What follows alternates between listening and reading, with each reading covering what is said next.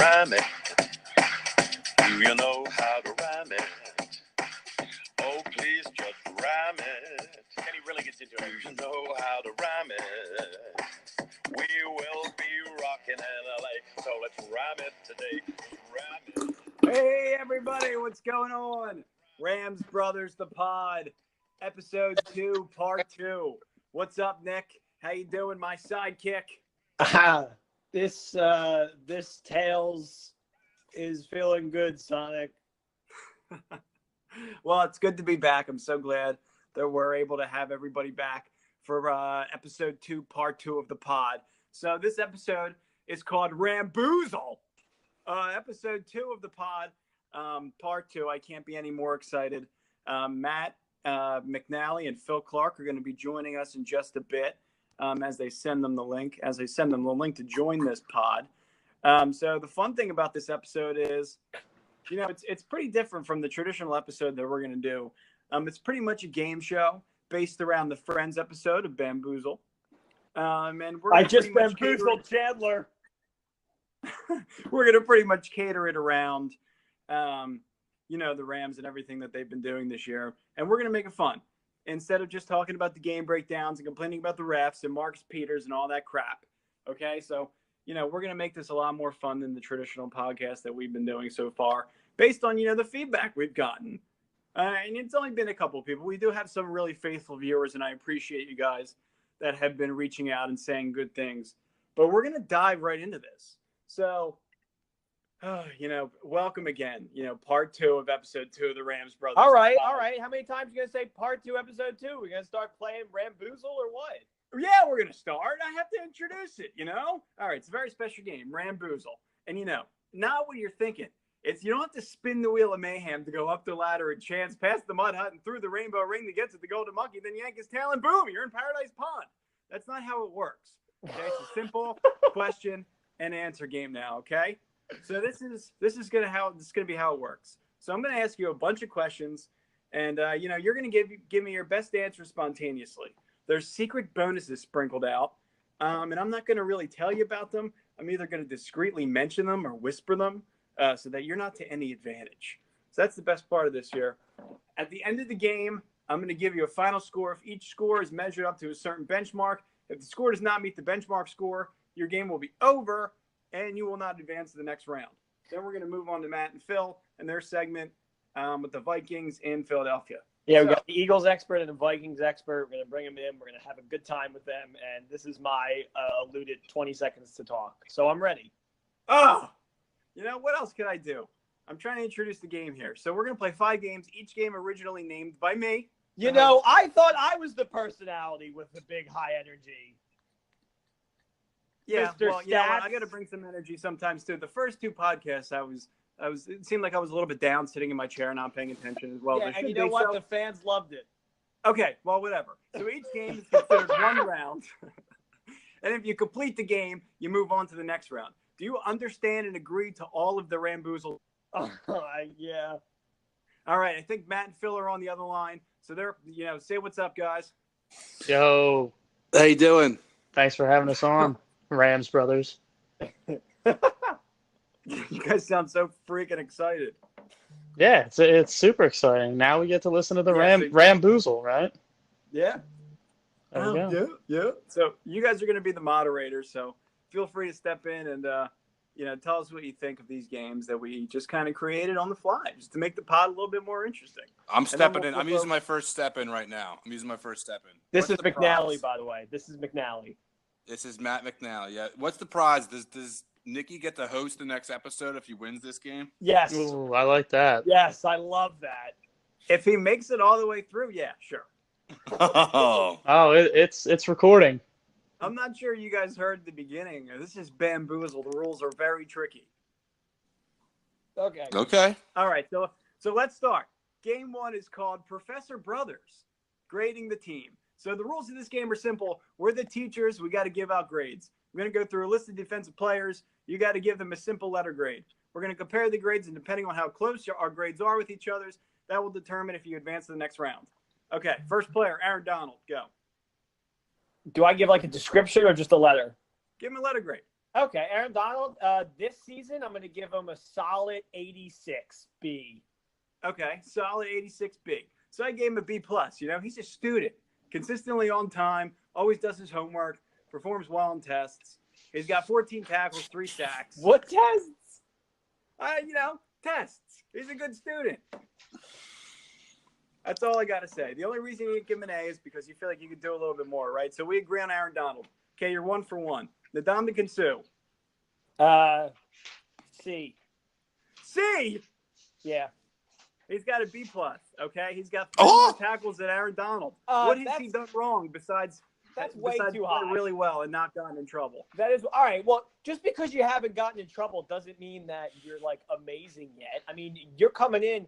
You're the Aaron Donald of the Dolphins. You're stepping in this team. You have to be on the same level as Aaron Donald, if not better. What I said before was that he's playing better. He has 3 more tackles.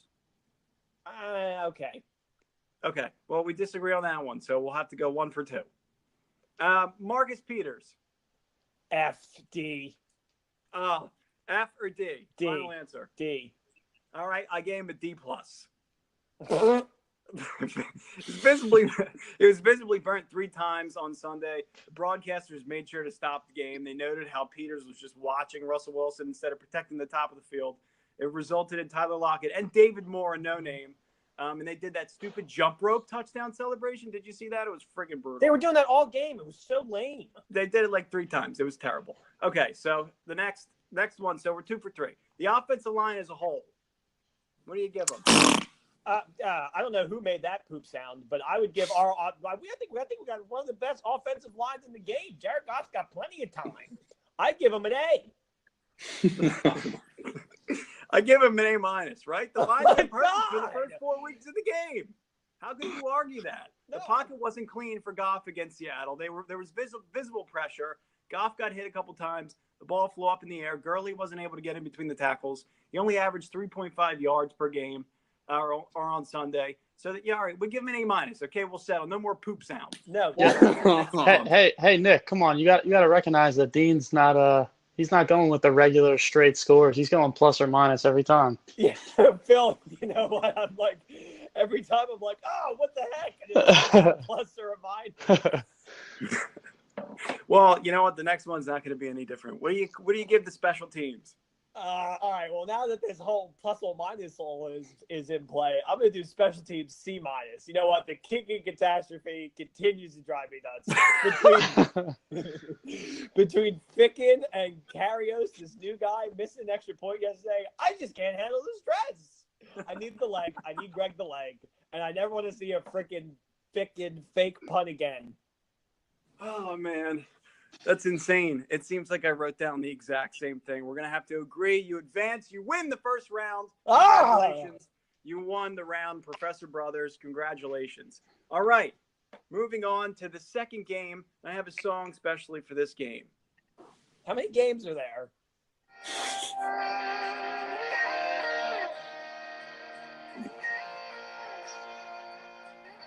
All right. My kind of party. There is 5 total games. We're moving through these games pretty quickly. So that after that song, I don't know where this game's going. So that we get over to Matt and Phil quicker. Okay. So the next game is called If Rams Were Beers.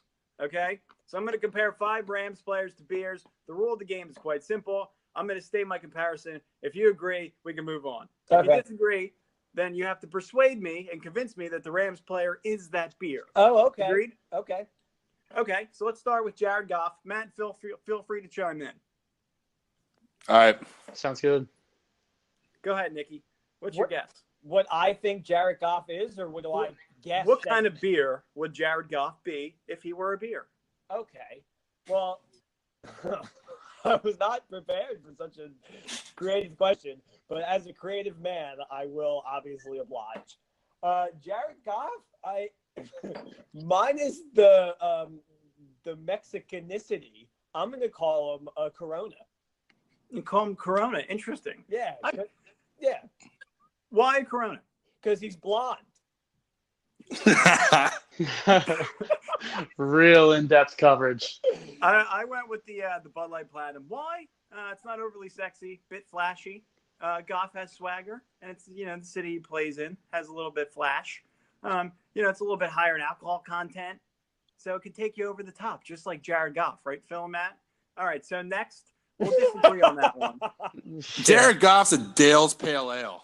Oh, get the heck out of here! I was gonna go with There's a Dale's O'Doul's. Pale Ale. My Case Keenum, bleeping Vikings bleep. fan. All I'm right. telling you, Jared Goff, he just seems so plain and boring to me, but he's got a punch to him. All right, he has put up massive numbers this season. Yeah, Dale's thank Pale Yeah, Ale. he does lead the league in pass yards, so Thanks, something guys. strong, I guess. Yeah, Bud Light. I actually really like Bud Light Platinum. That's pretty good Okay. because it's basic. It's systematic, but it's a little better. Well, it can A little edgy. It can get you a little extra drunk, which is kind of like Goff, a little extra passing yards. Yeah. All right, Cooper Kupp. Cooper Kupp. Yep. Okay. I'm gonna call Cooper Kupp, and I mean this in the best way possible. Rolling Rock. Okay. Yeah. Why? Because he's just good. He's good at what he does, and he goes well with the Bud Light Platinum because after all those Bud Light Platinum, you're gonna have to go down to something that's just more on that level. Cooper Kupp is exactly that guy. Okay. Not bad. I'm not 1,000,000% convinced. Let me give you my opinion. I said shock top Belgium white ale. Why? Were you drinking one while you thought of this? No, I just said, why? He's blonde, has great hair. He's consistent. I already made that joke. All right. Well, I said he's consistent if he's consumed on or near the beach. Get it? Oh, my God. And he also kind of looks like the shock top mascot. All right, moving on. That seemed to be like an epic flop. All right, Brandon Cooks. You know what? I'm gonna be bold here, brother. He's not a beer. He's a shot. Whoa. Yeah, because What he's makes you just say quick. that? He's just quick. He's the archer. He gets down. He gets in, and you probably don't feel that good afterwards if you're a defensive player. This answer's so obvious, Dean. I have the obvious answer here. All right, well, let's see what it is. Are you gonna say a stout? Brandon Cooks is a loaded Corona. Okay, well, tell me why. Tons of pop, gets you on the dance floor dancing, and full of energy. Matt, Until he gets knocked out with a concussion. would you agree, Matt? Yeah, is that what happened with your fantasy team last week? What happened to him, dude? I looked on my scoreboard. It was a bunch of goose eggs. Yeah, well, as I said in the pod before this, unfortunately, Brandon Cooks was drilled in the side of the helmet, and it was not called for a helmet-to-helmet penalty. Knocked him out for the rest of the game.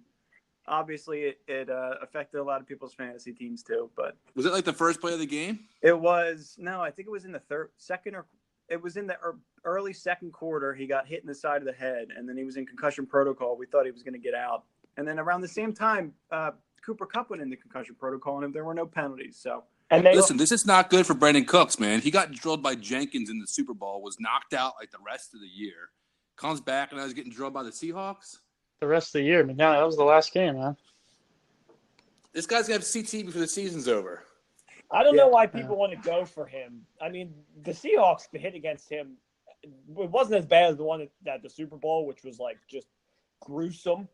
But I mean, they clearly went right for his helmet. It's just mean. Seahawks are just mean. I don't know why you do that. He's a great guy. We love the Archer. Corona with an extra kick. okay, Yep. I like that. I can't argue against that. But Matt, to your point, he's gotten hit in the head a shit ton, and it's PG, a crap ton. a crap ton, believe, and it happens. So it's something to keep your eye on. All right, next player, Andrew Whitworth. I honestly probably just like smooth Coors Light. Really? Why? I don't know. He's nothing about him really stands out a lot to me. I mean, he's been on good teams before. Yeah, I He said plays he's his part not. well. I said he's not even a single beer. I said he's a whole keg of Bud Heavy. Yeah, Oh, Dean, yeah. that was kind of going with my my thoughts. I thought a oil can from Foster's. Yeah, Ooh. I mean, Big, stout. he's only missed 4 games his whole career. I mean, he's that's incredible. he's a solid piece to our team when we brought him in last year. He played for the Bengals for like 12 years, and I think he went to the Pro Bowl only 3 times. So hopefully this will be his 5th trip to the Pro Bowl. I just say a Budweiser Bud Heavy keg is long lasting and is a great time and is a beast. So it's going to knock you out and everybody else. That's pretty much what Whitworth does. Okay, last player in this game, Marcus Peters. All right, Marcus Peters. Yeah. Oh my God. What's like my least? I don't know. Probably something really lame and like hipstery. That's like IPA or something that I just don't want to touch. Yeah, we're insanely down on Marcus Peters right now. Marcus Peters, Colt 45. That's a compliment. Yeah, Yeah, I know, right? Dude, he's from like Oakland, Compton area, isn't he? I think he may be. I said Hennessy because it burns and he gets burned. And then I also said, Can him and Jalen Mills split that? yeah, please. And I also said Fireball because it burns and it sucks. So that's pretty much what I got for that game. So, Nick, I'll say we agreed for the most part in the game if Rams were beers. Pretty good. All right, game number 3. Games number 3, 4, 5 are insanely quick. Okay, this game is called Rams Your Mother Loves. Oh, no. Yeah. So this game, the Rams Brothers research team, not us, compiled the results of 100 Rams fans that are mothers. The survey listed 4 options: Jared Goff, Todd Gurley, Aaron Donald, Cooper Kupp. The rules are simple. You have to guess the list based off the handsomeness of the players and what the mothers would think. There's a bonus if you say all the names backwards when you list them, Nick. So here's your list. I'll let you know if the matchup is a match here. So go ahead. The 4 players are Jared Goff, Todd Gurley, Aaron Donald, Cooper Kupp. What were the results? So backwards to forward. All right. Cooper Kupp kind of got a weird looking jank to him. I don't know. Aaron Donald, Gurley, and then Goff. Nick, chicks love the cup. Nick, come on. They love my cup. Yeah. Oh, that list seemed like it was pretty accurate, but it seems like a ton of mothers scribbled out the option and wrote in Coach McVay. So it seems like Coach McVay is the technical leader here, and he scored a 44%. Is that real? Yeah, it's real. So the official list went McVay 44%, Cooper Kupp 22%, Todd Gurley number 3 at 17%, Aaron Donald at 14%, and Jared Goff at 3%. So obviously the mothers of LA do not think too highly of Jared Goff. I don't know what it is about his look. He looks like he belongs in Ed, Ed, and Eddie. Let's just be honest. Yeah, and that's what That face. we really Here in the headlights. we sent our Rams Brothers research team to work there. They dug through a pretty strict data sheet and compiled that list for us. So we thank them, Rams research team. So next game is going to be called Rapid Fire Rams Questions. So here's the song for this freaking game.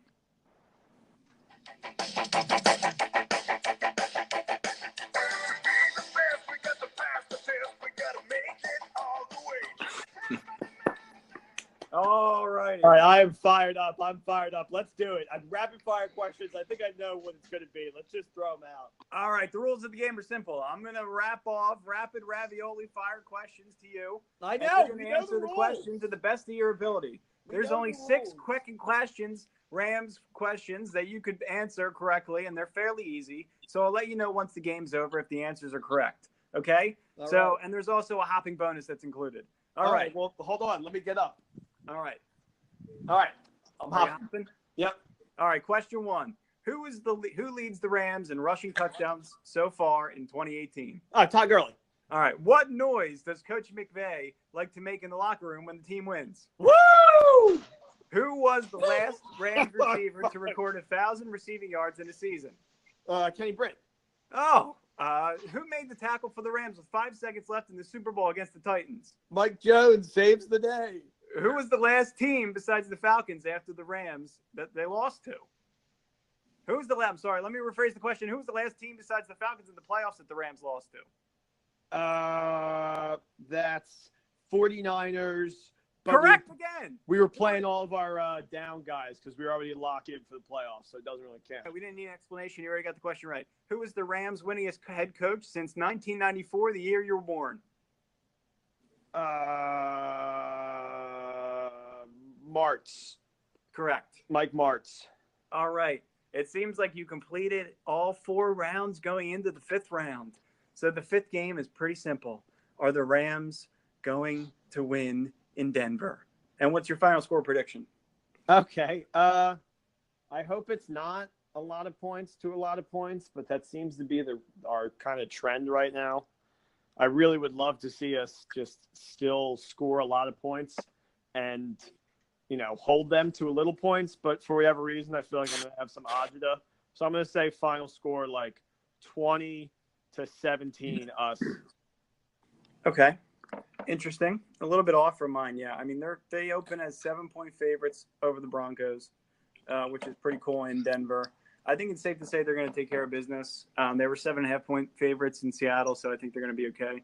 A lot of focus on this week on the rush defense, preparing for Case Keenum and the read option, obviously, after what we saw with Chris Carson and Mike Davis in Seattle. It's pretty much embarrassing.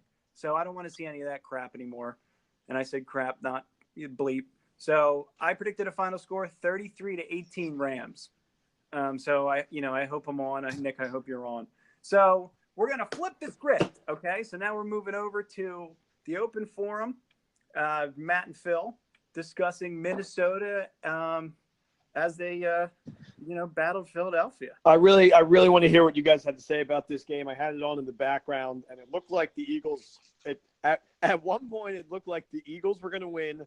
And the Seahawks were going to win. And I was like, how could this be versus how these games started?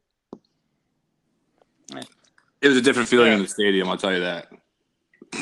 Yeah, Matt, you were at the game, so you got to pretty much tell us how it was and what the feeling was in the game, how the Eagles fans were feeling. Yeah, so went to the game with my girlfriend, got to the tailgating lot, and was immediately expecting all the crap in the world. Nothing. It was calm. And Phil, I don't know what you thought, what your feelings were going into the game, but it seemed like both teams were tense. This was a big game for us in week 4. I was confident. I thought that this was the game. They go 3-2. The Vikings come in. They're struggling. I know revenge is a thing people like to throw around, but it's completely different teams, different season, not the same stakes. So, I felt confident, but obviously that went out the window pretty early on. I didn't really know what to think. It was a huge game for me. I had just gotten off a brutal loss to the Rams, which, by the way, Rams brothers, what a game that was last Thursday. We're not going to get into that. This is Eagles-Vikings time, but boy, what a show that was. I knew my offense. Go ahead. I don't think you can come off that feeling bad, though. I mean, I thought you guys going in were going to win because of the high energy that you put up against our team. I mean, yeah, you lost, but that was a tough win on our part. So it's funny, the roles almost felt reversed. When I went into the Rams-Vikings game, it seemed like this was the Rams' prove-it game. They had put up tons of points the first couple weeks. This was their chance to show to the NFL that they were the real deal and take on, one of the top teams in the NFC last season. And it was an utter shootout. And the Vikings punched you in the face, but, the Rams were punched even harder, and they were perfect. And I kind of felt like the tides kind of transferred to me after that game because this was almost my prove-it game. It was just to prove that last year the scoreboard was a fluke, that we weren't as bad as we reflected ourselves back in January. And this was our chance to come out and show the NFL that we're back on track after a terrible skid. I mean, I was 0-2-1 going into that Eagles game, and this was if we come back to Minnesota after a road trip of 2 games, 0-2. I'm not sure what our feelings are right now going into week 6. So I was going to the stadium, and I was just basically as a fan hoping, my God, please do not get blown out again. And we get to the stadium, and Phil, right off the bat, Dan Bailey misses a field goal. Yeah, that was really surprising. But what was that, from 20 yards or something? That was really close. it was a chip shot. And I'm like, I'm standing in line for a beer. I look up and I'm like, oh my God, what can a guy do in Minnesota to get a decent kicker? Ever since Air Blair, man, you praised him, and then all of a sudden he turned on you, and then it's just been constant after that. Yeah. Oh God. We're not gonna talk kickers the whole time, but everybody had a chance to sign Dan Bailey. I thought that was smart by you guys. I thought that It was a great. that was a good Yeah. move by Mike Zimmer because the Rams were in the market for a kicker at the same time too. When Greg DeLeg had a herniated disc in his back and then he tore his groin, so I would have loved to have gotten Dan Bailey, but then all of a sudden, these guys, week after week, it seems like somebody else is collapsing. It's like, what the hell's going on here?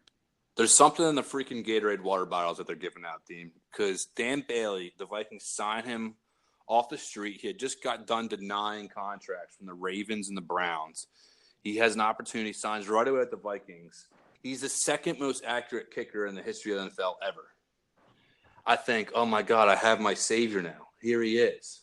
We get him on the field. I don't think he hit one field goal against the Rams. I think it was just nothing but touchdowns the week before, so we didn't really get to see what he had. He gets on the field after a great opening drive, and he botches it. And I'm standing there, and I'm like, here we go again. I'm going to have to stand here the whole game getting laughed at and not be able to do a single thing about it. Deja vu right over again in next quarter. But I mean, so I'm looking at the drives right now. So after that missed field goal, Eagles punt, then you guys get a field goal, and then it ends with 2 punts in the quarter. Eagles finished with -4 yards in that first quarter. My God, Jesus! Like you can't start that way, and that's just been constant over this stretch. Well, over the season right now, they just start slow, and then they dig themselves a hole, and then once you dig yourselves a hole, it doesn't matter if you're playing Tennessee or if you're playing the Vikings. Like it's tough to get out of. So, What is it? Like, is it the O-line? Is it Wentz? Is he's not where he needs to be? Is it the receiving core? Ajayi, I know. I think it starts up front, and then obviously when you get down, you feel more obliged to start passing the ball to get back in the game, and then that's where the offense gets out of whack, and then the defensive line can just predict that, oh, well, they're going to pass again, so let me pin my ears back and go right after ancient Jason Peters and knock him out of the game. You know what, though, Nick? That question doesn't even come up because, I mean, it doesn't even have to come up if the Eagles don't go into overtime with the Titans and they take them down, or if the Eagles, don't lose by 2 to Minnesota at home. You don't even ask that question because at that point, what's the Eagles' record? Yeah, 4-1. Exactly. So, I mean, it's just a matter of, week by week, any given week. So it's just how it works. Yeah, some tough blows. The offense for the Philadelphia Eagles, it's funny because I look at that first quarter and I think I'd missed 2 field goals, Phil. I think at that point Dan Bailey was 1 for 3. And I think was the score at the end of the first quarter, was it 3-0 or was it 0-0? I think it was 3-0 at the end of the first. It was 3-0. He missed the second field goal their first drive in the second quarter. Yeah, okay, so he hadn't missed one yet. So it was 3-0, and for some reason in the stadium it felt a lot worse. And you touched upon it with the -4 yards. Zimmer's defense, my biggest key walking into that game was I needed to see Zimmer's defense contain better because they had gotten slashed against the Rams, and I needed to see Zimmer show me that his blitz packages were still as tight as they've been in the past, that his coverages were still as tight as they were in the past, and what he made a name for himself with in the NFL. And he showed that in the first quarter. But at the same time, the Eagles' offense looked plain. I mean, plain vanilla. There was no big ball Dougie P taking shots down the field. The run game had zero. They had no impact at all in that first quarter. And at that point, it was really just Wentz and Zach Ertz having a catch. No one else was even relevant. Yeah. The lack of the run game. I mean, like I said, they get down and they just go pass heavy. They had 17 attempts on the run game for the day and 35 pass attempts. But when you look at the run, if they would have stuck with it, they would have been successful. They averaged almost 5 yards a carry. So the second quarter was the biggest quarter for me in the game. We put the most points up that quarter. we have, Phil, it goes about Jake Elliott hits a field goal within probably about 3 minutes into the second quarter. Now the score's tied 3-3. And the Vikings and the Birds go back and forth with punts and 3-and-outs for nearly 8.5 minutes. And we're sitting there waiting for someone to break open the game. And guess who does it? The defensive tackle, Linval Joseph, after the strip sack by Daniil Hunter, and the big man goes 64 Yeah, yards. he was burning, and then he puts those shades on with some oxygen on the sideline. Freaking oxygen Dude. mask was killing me, man. And Oh instant my meme. god, that made me so angry. Oh, it was awesome. It's exactly what you want to see out of a big man. He rocks on the shades with pure swagger. And all of a sudden, now the Vikings are up 10-3. Phil, I got a question for you. I mean, Yeah. Is it Dougie P, who's kind of getting exposed with this like not huge offense and losing his coordinator and like not really knowing how to like call the right plays, or is it more like the team just looked better under Foles? No, I mean, I think the coordinators do have something to do about it. I don't agree that it's a lot, because you can see out there, like, Wentz is getting guys in his face, like, before you can even, like, take your 3-step drop, 5-step drop. Like, I don't know. I mean, you see guys and they just look like a turnstile out there. And you can't rely on calling plays downfield and having an explosive offense if you're not going to run the ball. So then you're passing, and then all your passes, you don't have time to go deep. So, I mean, you're going to have to rely on the short routes, and it's just not developing. It's true. And it looks like even early in the game, I'm watching the recap right now on YouTube. It looks like even early in the game, they started Wentz in the shotgun. And it's like they never go back. They never, like, stick to the run. I know that J.J.'s got a fractured back. I don't even know how the heck you play with a fractured back. But, splitting between Corey Clement and Wendell Smallwood's not enough. But the majority of the snaps that I'm watching Wentz take, and like you said, Matt, it's a throw and catch between Wentz and Ertz. Is really what it is. And then there's a couple plays, but he's in the shotgun the majority of the time. I just saw the play with the big man, rumble, stumble, bumble. Oh, boy. He's got to be like 350. Oh, Dude, boy. he ran a 4-4, And he went I swear to untouched. He Wow. went untouched. He's a big God. Hell yeah, man. he did. And then he did the home run and blew a kiss. But That's his move. that's a Linval move. Every single play up to this point of the video, and I'm 6.5 minutes in, has been Wentz in the shotgun, and I've seen him get hit like 4 or 5 times. You just can't. I mean, obviously the Vikings have a superior defensive line. It looks like they're getting pressure almost every play, and you just can't expect the offensive line, especially one that's getting a little bit older, to hold up like this. It's just not viable. But at the same time, go ahead. You know what I noticed is that Wentz was doing a lot of pre-snap stuff last year. It doesn't seem like it's happening as much this year. Agreed. Like with like when he goes kill and he's got 2 plays and he kills the one, like that just isn't happening. I don't know if they're still trying to get him back into the groove and not putting too much on his plate or what, but I guess we'll find out. Yeah. So, Phil, this is when the game really falls on top of its head here. So the Vikings hold out the Eagles for a few drives, and they get the ball back at the end of the second quarter, and they're marching downfield. It's a 3rd and 10 at about the 50-yard line. Cousins drop back the pass. He gets sacked, and the refs throw out the laundry. The Michael Bennett play. The whole stadium thinks, and I thought, I was like, oh man, it's that, laundry in the backfield that automatically means offensive holding 9 times out of 10. The zebra steps to the middle of the field, and he calls roughing the passer and gives the ball back to the Vikings for the automatic first down.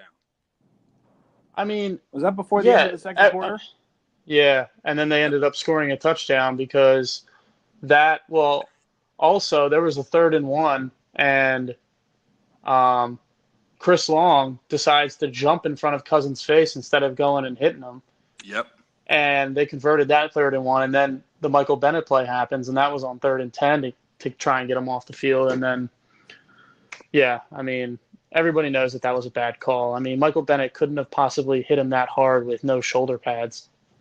It's an issue we're going to see the rest of the year at the NFL. It was the point, I believe, in the stadium. I felt the air fall out of all the Eagle fans at that point because they were about to stop us. They would have had great field position. They were going to get the punt. They were going to have enough amount of time to at least drive down the field for a field goal, and it's taken away from them by a rule that none of us as fans can seem to understand week in and week out. Yeah, I mean, it's really ridiculous, and they're calling it, like, for nothing. And then they're being, like, I don't even know. Like, Goff got, like, smacked in the helmet, which they'll call anywhere because they were away. They didn't get it last week. It's inconsistent. Yeah, Nick, you're right. It's very inconsistent. It's just stupid. It's really stupid, and there's nothing as fans we can really do about it because you kind of just you got to baby the quarterback a little bit, and you can't, like, run 100% at him. I don't know. It's whatever. There's nothing you can do about it right now. If we complain enough, maybe they'll fix it next year. Sure. Yeah, I mean, the call didn't make sense. Catch rule. Yeah, the call didn't make sense. I loved it because it saved me a drive, and Adam Thielen ends up scoring at the end of that. But I don't know what he did. I just don't know what Michael Bennett did wrong. He was pushed on the ground by Kyle Rudolph. He rolls into the legs of Kirk Cousins, and he gets up, and he's just like, I don't know how I was supposed to stop. I don't know how I was supposed to wrap this guy up. He didn't even wrap him. He kind of like he knew what was going to like happen if like he continued with like the whole process of ripping him down, and he like completely let up. Like the only reason he hit him was because he got pushed into him like the way he did.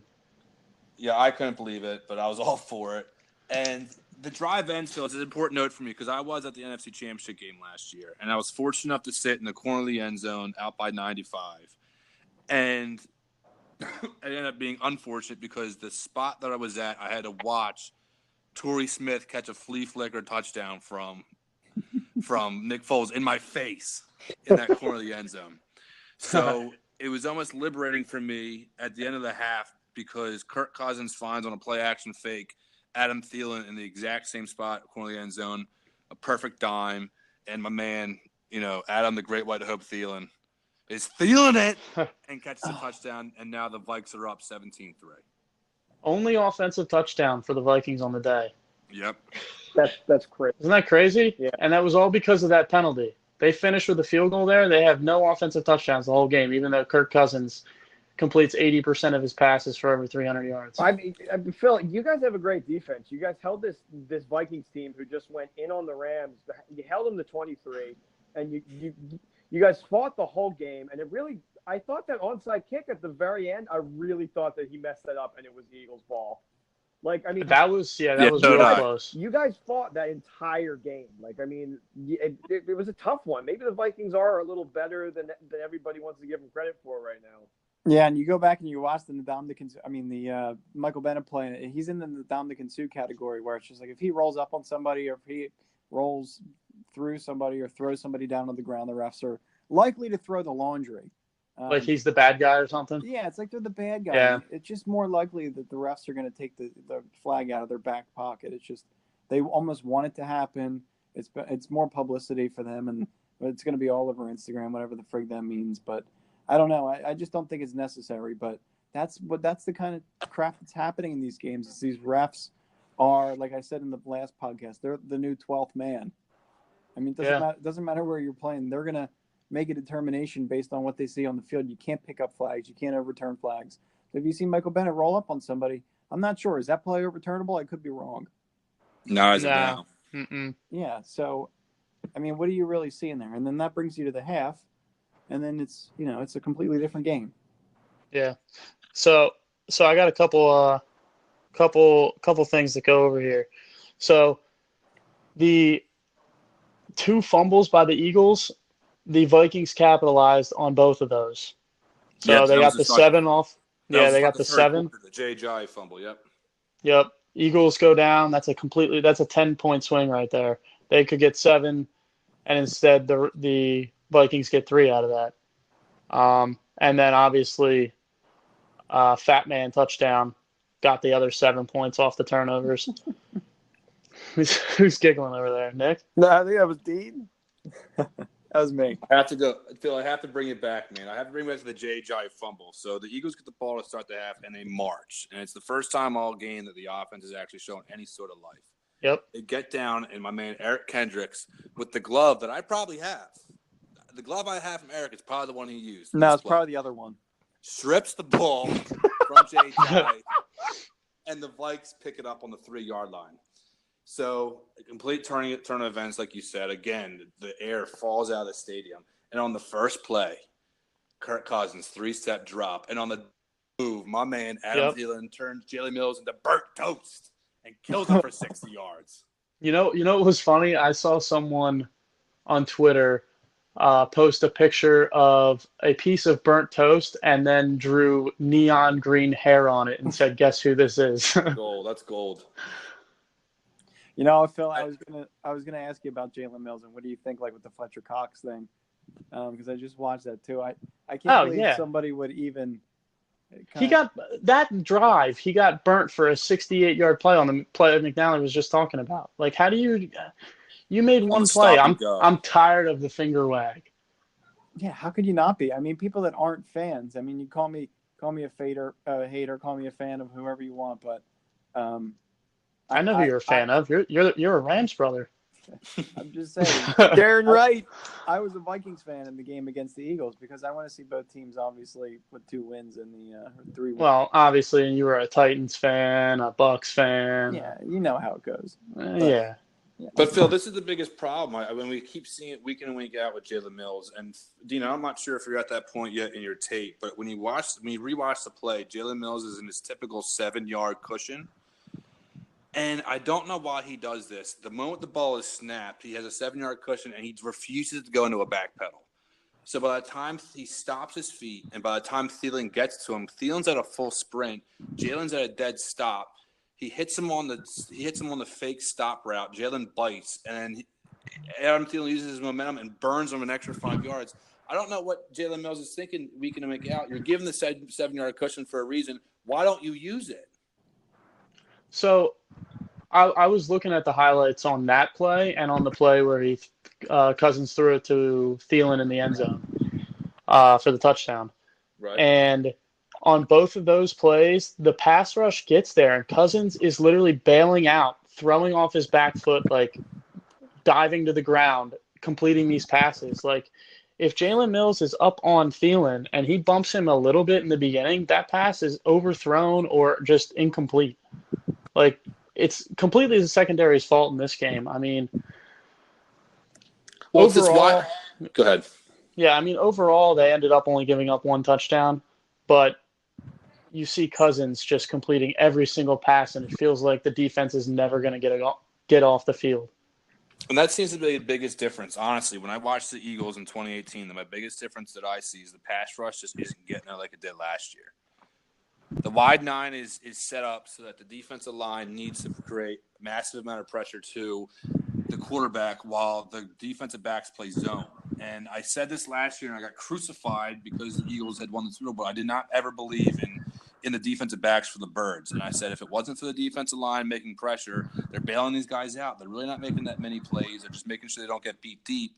And now we're seeing it this year when the defensive line is not able to sack the quarterback. And maybe you're right. Maybe there are plays where Kirk Cousins was just able to get the ball off at the right time, and if we had one more split second, it would be a different story. But these guys are getting cooked. And honestly, Ronald Darby's not playing much better. Ronald Darby should be thanking Jalen Mills every day that he's on the team because he's getting the pass every single week. People aren't ripping Darby. Darby's just as bad. Yeah, I think some of it goes into like the scheme, but I thought the defensive line pressure was good that game. Cousins he was just firing. Like, you got to give him credit. Cousins is a great quarterback. I saw it last week. I mean, he was his throws were like one notch. I mean, they were going through freaking Peters' fingers. They drilled through his fingers and still completed the pass. And Matt, you and I were talking about the Eagles' defensive backs around this time last year, and I was praising them because the defensive line was causing more interceptions than I was able to notice without going second level. So, when you really break it all down and you see what's happening this year, it's apparent that these defensive backs are just going to keep getting exposed. And it's unfortunate because that's like the last thing you want to see as a fan too. Especially, if you're at the game, you don't want to see your defensive backs get burned. We're sitting there on the couch, my dad and I, Marcus Peters getting burned, and we're just screaming inches away from the TV. I can only imagine what you're doing at a game. So it's really just it's painful. So it's just something you really want to avoid. I don't know what they're going to do. I don't know if they're looking to bring somebody else in. I heard rumors that they may potentially sign Shady McCoy. What do you guys think about that? Oh, on the offensive side? Yeah, I mean, I don't think you can go – you can't rely on Sproles. He's old, and seems like he's going through the same thing Jason Peters is going. He's in and out. You can't trust that. I like the idea of bringing back Shady. I mean, he can pass protect. That's been an issue. He's a 3-down back. Ajayi was most likely a 2-down back. On third down, you can't really rely on him to run routes and catch the ball. And Clement's nice, but I think he's more of a change of pace or giving a guy a breather. All right. Yeah, I mean, I couldn't agree more. What do you think defensive back was? You just roll with what you got. I mean, maybe they switch it up and put Jones outside instead of Mills, but I think scheme-wise they have to change. They got to play up more because the screens and stuff like Diggs and like on the crossing routes, like they get completely lost in the crossing routes because they have to move up and they have to fight the traffic across the field. So like, I think they need to play up a little bit. I hate to tell you this, but I think Jim Schwartz is going to keep going with the wide 9. Yeah, I mean, yeah, he'll do that with the defensive line, and I don't mind that. I mean, like we saw it work last year. I mean, they're banged up front. Barnett was out last game, so was Nada, and then you got Jernigan, who's still not healthy yet. A lot of people probably forgot about him. He was big last year. Yeah, I think people are underestimating between last year and this year how many injuries the Eagles actually have. Yeah, I mean, a lot of people had surgery in the offseason, and they're still either coming back or not back yet. So I don't think the season's over. I mean, they got this game Thursday against the Giants, which is really do or die because you look at the rest of the schedule. That. Yeah, you look at the rest of the schedule, and there's not a whole lot of winnable games. Yeah. Yeah, Panthers and then Jags. Oh, God. Yeah, so this Giants, you have to step on this Giants team. Yeah. Yeah, it's a must-win. What do you guys think moving forward in the conference and, your remaining schedule? What do you think Vikings-wise, Eagles-wise? Where do you see you guys going? Do you guys think you're going to make it to the playoffs? Is there an opportunity to potentially go on a run in your schedule? What do you see? Go ahead, McNally.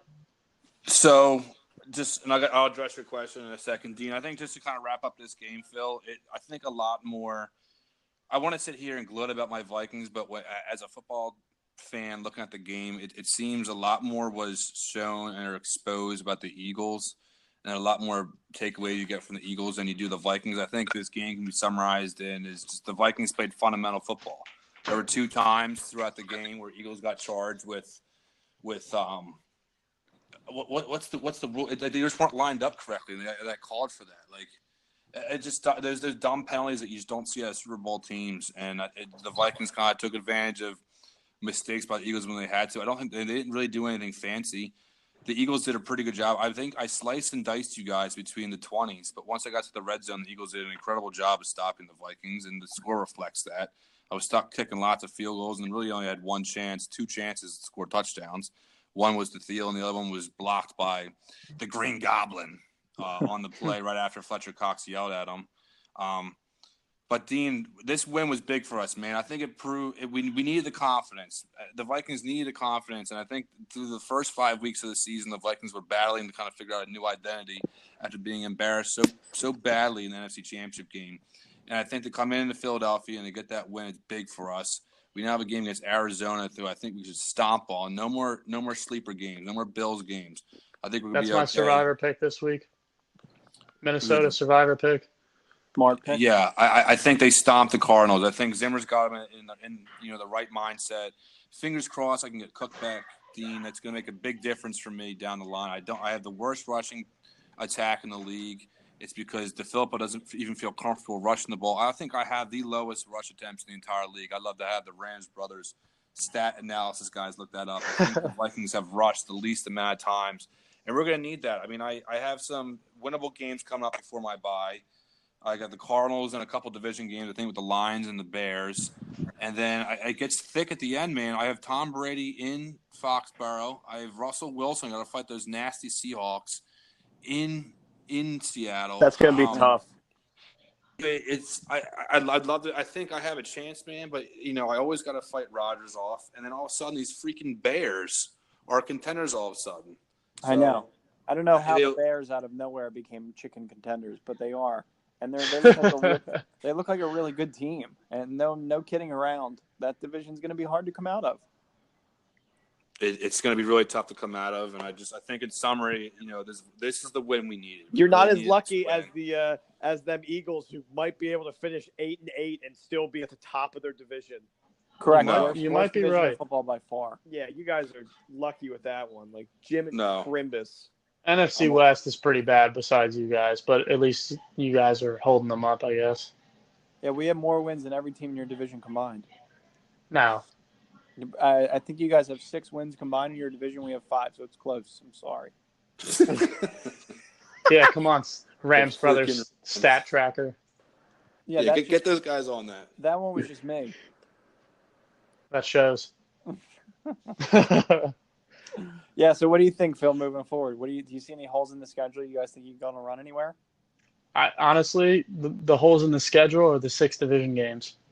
Yeah, that's so true. Because the other games are Panthers, Jaguars, Saints, Rams, and Texans. And the Texans are really the only one that you can count as a possible lock as a win. Is that in Houston? When is that? Nah, it's in Philly. It is December 23rd, week 16. I was afraid after you said it after the Rams game. I'm like, they got to go to LA and then they have to go to Houston? Or no, it's home. It's home. Yeah. But, I mean, honestly, the Eagles, I don't think they're too far away. I think they can right the ship. I mean, every single game they've been in has been a one-score game. So they're being tested. It's just a matter of the ball bouncing a couple ways. Every single game is a one-score game, but you're not playing great teams every game. Like, you should not – like, it shouldn't be a one-score game when you're playing the Titans. That's true. It's the red zone defense, Nicky. If they keep stopping teams in the red zone, they're going to continue to keep their offense in games. Yeah, your red zone. It's incredible the amount of times the Eagles force teams to kick field goals. Yeah, and that, I mean, they just need to start out fast. Like that was all last year. They started out before you blinked an eye. It was 14-0. That's the mantra over the last 10 years, Phil. And whenever I seem like I look over at 1 o'clock and I'm watching the red zone or I'm not watching the Eagles game, it seems like it's 7-0 Philly. Yeah, I mean, they got to get back to that, and it starts Thursday. So I mean, I think they can win the division, and then obviously anything can happen in the playoffs. So my hopes are still high, but they need to show me something Thursday. All right, cool. We need an NFC Championship prediction out of both of you guys before we go. In week 5? Yeah, why not? All right. How about what 2 teams are gonna get the first round bye? How about that? Is that better? Do I just want you to mention the Rams? Maybe. If the Rams don't get a first round bye, it's a complete utter failure in the season at this point. I could not agree more. Yep. Let me get your NFC Championship prediction. What's wrong with that in week 5? Isn't it week 6 almost? I'm trying to think. The 2 power horses from last season, the Eagles and the Vikings, are still trying to find an identity. Who else is dominating? Maybe it could be the Saints. The Saints, yeah. I was thinking Saints. Bears. I was thinking Saints. The Bears can't hold up. The Bears. Come on, you think Trubisky's gonna light up 6 touchdowns again? That's never gonna happen. What did I ask you guys before the season Rams started? Lions. Trubisky's going to be a top 15 guy. Did Nicky just say Rams Lions? Yeah. Yeah. This is not. This is not like the cast of some Disney movie. Rams Lions. It's not Rams Lions. Lions aren't getting anywhere close to the championship game. The Lions. The Lions stink. They're 2-3. The Lions and Tigers and Bears. They're looking better. All right, whatever. I've actually been watching some Lions games, and it looks like they can actually. They have it in them minus that Jets game. They're not looking. Nick, as who bad. do you have on your fantasy team that's on the Lions that you watch them for? Nobody actually, but my coworker's a big Lions fan, so he's been talking them up. Dean, I think I think you two as Ram brothers, Nicky and Dean, it's comfortable right now that the Rams are the most proven team in the NFC. If you don't get to the NFC Championship games, that means something or somebody had gotten hurt or something got messed up along the way. And I think that second seed is still very much in the air. Yeah, agreed. Yeah, absolutely. The NFC South always beats each other up. Like Atlanta's 1-4, but they could easily go into New Orleans and put on a show. So Yeah. I mean, I'm rooting against Atlanta every single week from now on. I mean, I have been the last 5 weeks or so just because of what happened last year and what they can do to you in the playoffs. You never know. You don't want to get matched up against Matt Ryan and Julio Jones and now Calvin Ridley and whoever else they got. It gets kind of scary. So I don't know, man. The Eagles and the Vikings eat up the Falcons. I mean, we roast that team. Yeah, some barbecue sauce on them. Yeah, the Eagles. Yeah, the Eagles have. The Vikings have it as well, I guess. But I don't know. I wouldn't look forward to them, and I want to see them lose a couple more games before I can write them off. Because they can go on a string and win probably 3 or 4 in a row, and then all of a sudden they're 5-4, and they're right back in the conference. So the problem is that defense is injured as can be. I think Neal's out. Bad. I think both safeties are out for the season. I don't know what's going on with Trufant. But you're right. The offensive weapons on that squad are enough to keep you up at night for sure. Oh, my prediction is Eagles-Rams. Okay. I love it. Oh, go figure. Love it. How about you, Matt? Vikings-Rams? Yeah, sure. We'll go with the homer picks. Vikings-Eagles rematch. Rams fall apart. Interesting. No. How do you like that? Upset. No, they don't fall apart. They go 15-1 and get upset in the divisional round. Let's by the get Vikings. These fools off of the Rams. By the Vikings. Yeah, how do you like that on a Rams podcast, brothers? Yeah, that's not very nice. You want to Hey, hear I my gave you prediction? 15-1. Yeah, they look really good. Yeah. Well, who the hell knows? I don't know what the heck's going to happen.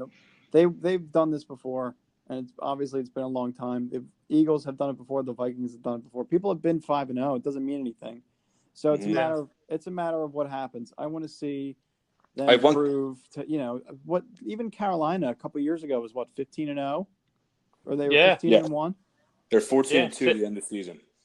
I think they were 15-1, McNally. I think they only lost one game going into the playoffs. Wow. I don't remember that team ever. I just feel like they never lost. So that's crazy. That's a forgetful team. I'm going to ride that wave as long as I possibly can and try to not be obnoxious with this 5-0 thing, because you never know where it's going to go. This is no Super Bowl, and I haven't seen I haven't seen a playoff win since 2004 or a playoff appearance since 2004. So yeah, I was gonna say act like you've been there, but you kind of forget. Yeah, you've never been there. What did you say, Mr. Vikings fan? Hey, man, I've been there like 4 times in the last 8 years. Yeah, keyword been there. And where have you really been? The NFC Championship once? Yeah, Twice? been there, gone home. Right. What, you're saying Brett Favre? Brett Favre was not 4 years ago? Brett Favre was 2009. Got there again in 2010? 2009, that was like 100 years ago. 2012. There in 2015. Oh, Lord. All right. He's just saying every 3 years. I do have a question for the Rams brothers, though. Yeah. This wasn't addressed in part 1, and I wanted it addressed in part 2. The offense is looking lethal. I mean, you're averaging, 32, 35 points a game? 33. But on the flip side, you guys have put up your defense has given up over 60 points in the last 2 games. Is that worrisome to you guys at all? Oh, my God. Yeah. Yeah. No, I asked that you're stuck being in shootouts game in and game out? I'm feeling like really mad about it, especially with these big pickups in this trade for Peters. And it's why I'm giving him so much crap. And what's going on with Sue and Donald look better. We still have Wade Phillips, and we were a beast on defense last year. It's what made our freaking playoff game against Atlanta close after we gave up 2 special teams touchdowns. I mean, I don't really know. We're adding more people that should just make it more powerful. And I don't know that everybody's happy because we're 5-0, but that's the one thing that nobody really wants to talk about. Our defense is not ranked high. I agree with Nick. And it's kind of the same thing. It looks like Denver's going to kind of throw the same attack at you that Russell Wilson throws at you, which is just the read option. Then you go dual running back with Chris Carson and Mike Davis. They kind of got the same thing. They got Phillip Lindsay, and then they got Royce Freeman, and then they go Devontae Freeman out of the backfield. Sometimes they throw to him. So you're kind of going with the same approach. You got Case Keenum coming off a read option. You got to make sure to contain the ends and not get beat over the top. It's really that simple. They gave up 190 rushing yards to Chris Carson and Mike Davis. So obviously it's a huge concern. I mean, what else can you really say? But the good thing about this game is when you look at Denver, and I honestly couldn't believe this the first time I looked at it, but Denver's actually worse than us. They're giving up 139.6 rushing yards per game. They're 30th in the league. Yeah, they just gave up over 200 yards to Isaiah Crowell alone last week in New York. Ew. Whatever the heck his name is. So that's the thing. And we're at 18th. So there are other teams that are worse, even though we're pretty bad. So even though I think it's going to be somewhat of a shootout, we're still 7-point favorites in Denver. So it's a concern for sure. I don't know what the heck's going to happen in the playoffs, but hopefully they start to come together a little bit and play a little bit more disciplined. We'll see. I think Gurley's going to have a day on Sunday. He should. Yeah.